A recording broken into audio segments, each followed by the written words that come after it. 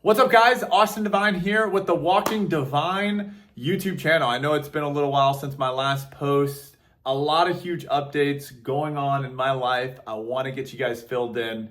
Now, a lot's going on, but I'm going to start with one recent thing that was a huge accomplishment and that I'm really proud of myself for is a few weeks ago on November 2nd, I ran and completed the New York City Marathon. Oh my goodness. I've been training for the New York City Marathon for the past 4 months. Before that, I had ran a handful of half marathons, 10Ks, 5Ks. But this was the cream of the crop race that I've been training for, and it was the full marathon. And those who know about the New York City Marathon, starting with the New York City Marathon, I started with a big one. The atmosphere, the energy. I'm going to get more into it in this video, but I'm going to highlight all the details of my New York City Marathon experience and day by day, moment by moment, and I'm going to fill you guys in because honestly, guys, one of the best memories of my life. I can honestly say that one of the best memories of my entire life. It was truly incredible. Now, let me be clear. Marriage is above the marathon. Becoming a disciple of Jesus above the marathon, but the marathon has to be top 5 memories ever, okay? Let's hop in. So, I gave an update on my training progress earlier on the channel, and I want to kind of fill you in on how my training ended out, and then we're going to hop on into marathon weekend and how all that looked.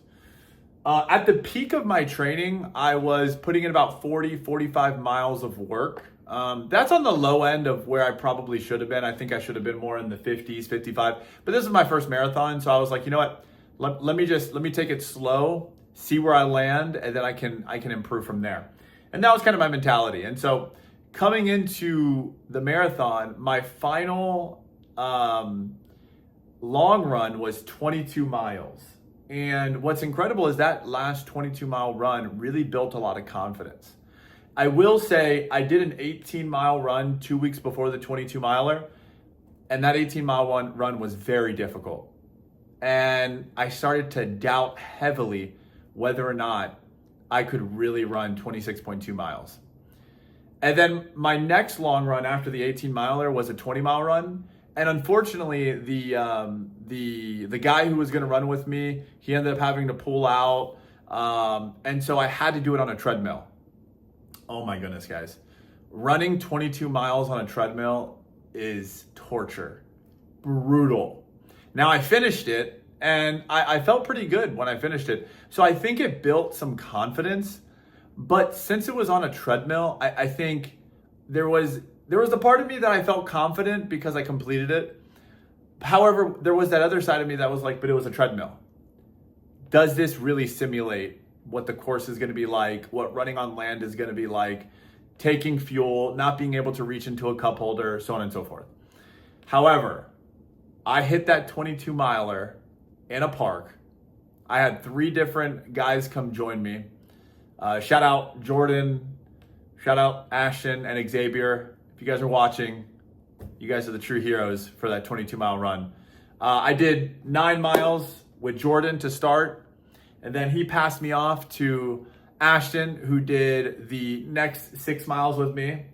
And then Xavier helped me to close it out with 7 miles, closing out with 22 miles. And guys, I will say that run built my confidence so much. Like the whole entire run, I felt great. There were moments of fatigue, moments of pain, but I ran every step of that 22 miles. And I walked out of there believing with all my heart, oh yeah, Austin, you're crushing this marathon. You're crushing this thing. So that was the end of my training block. I didn't deal with many injuries, a little bit of fatigue, some battles, but nothing too crazy. Okay, so starting with Friday. On Friday is when I traveled to New York City. So that was on Halloween, October 31st. And I get to, our flight, mine and my wife, our flight was at, I believe it was like 10 a.m. and we were going to land in New York around noon. And we get to the airport and it's all vibes at this point. I'm feeling it. I'm like, I'm going to New York. I'm about to race my first marathon. I'm feeling it. Like everything. We land at LaGuardia I believe it's in Queens. And all that's on my mind is Jay-Z's song, New York, and I'm singing it out loud. You could tell there's a lot of people running the marathon on my flight, in the airport. I mean, guys, it was a whole vibe. My wife lived in New York for 10 years. And so as soon as we landed in LaGuardia, we went to the bus stop and we took the bus into Manhattan. And we stayed in Harlem, where my wife stayed for many years when she lived in New York. So we stayed at her father's apartment in Harlem, and it was great. Now, what was cool about Friday is I was racing with an organization called Achilles International. And Achilles, what they do is they empower disabled runners to live their dreams of running and doing triathlons and things like that. And what's incredible is this, they provided me with 2 guides that would guide me through the entire marathon course. So more on that here in a second. But in the evening, my wife and I, we were invited to attend an Achilles dinner that was hosted at the Hard Rock Cafe in Times Square. And guys, this was epic. The food was great. It was a pasta layout, buffet style, meatballs, chicken, different sauces. Many, I mean, there had to be a few hundred runners there, volunteers, athletes, coordinators. It was very encouraging. There were some speakers, and it was a vibe of a night. You can feel the atmosphere. It was electric, and you could tell everybody was excited for the weekend, and they were excited for the marathon that was about to be ran. So Friday night was super encouraging, and it was a total honor to be hosted by Achilles and to be encouraged in that way. Okay, now going into Saturday. Saturday, got up and went to an Achilles shakeout run in Central Park. Now, I met one of my guides that would be guiding me through the marathon in Central Park. His name's Philip. Shout out, Philip. Hope you're watching, bro. And he guided me on a 2-mile shakeout run, and it was a total vibe. Then me, my wife, and Philip, we went to the place to pick up your bib. You know, the whole marathon showcase. You go in, you pick up your bib, and you're at this huge convention center. And I mean, New Balance is the biggest sponsor. And so you go into this area where there's just all New Balance marathon branded stuff. And then you get past the New Balance area and you get into this huge area where it's, you know, running nutrition, running water bottles, different shoes, Asics, Brooks, New Balance, Saucony, you name it. Running attire, you know, socks, shorts, shirts, you know, like I said, food, nutrition, I mean, all kinds of things.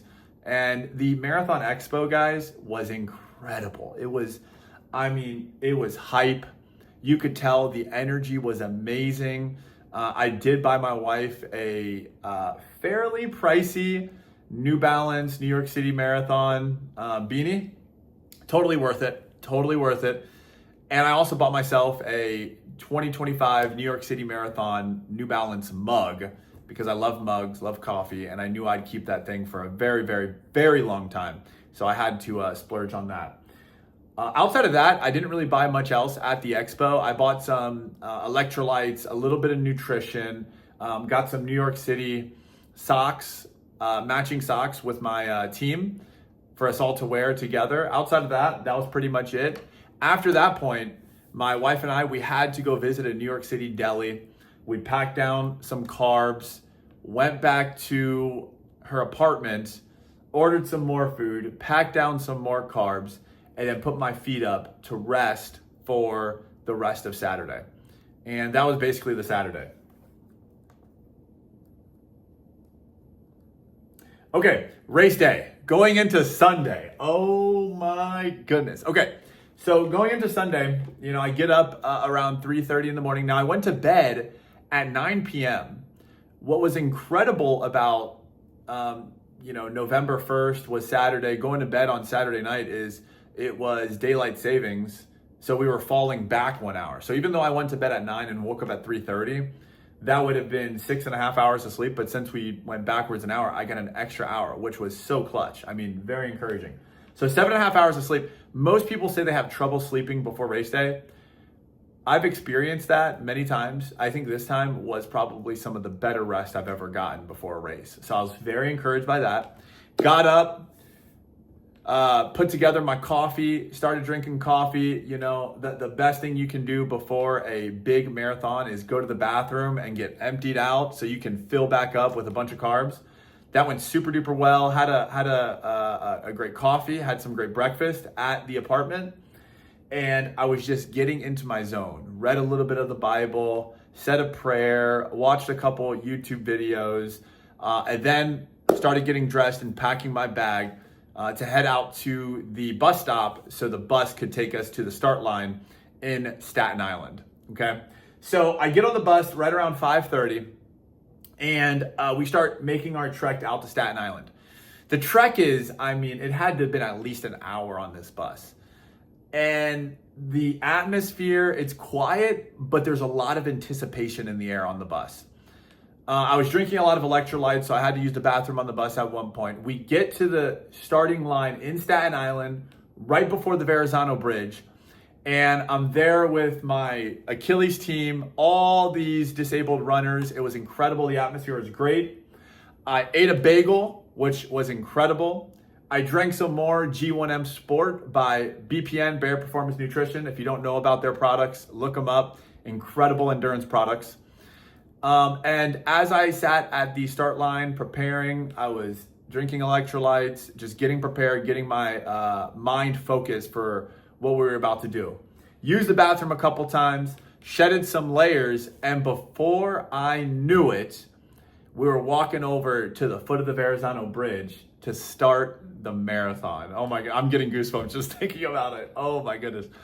Now, I will say this, heading up to the Verrazano Bridge there was a lot of nerves. I think I felt nervous. I also felt excited, a lot of anticipation.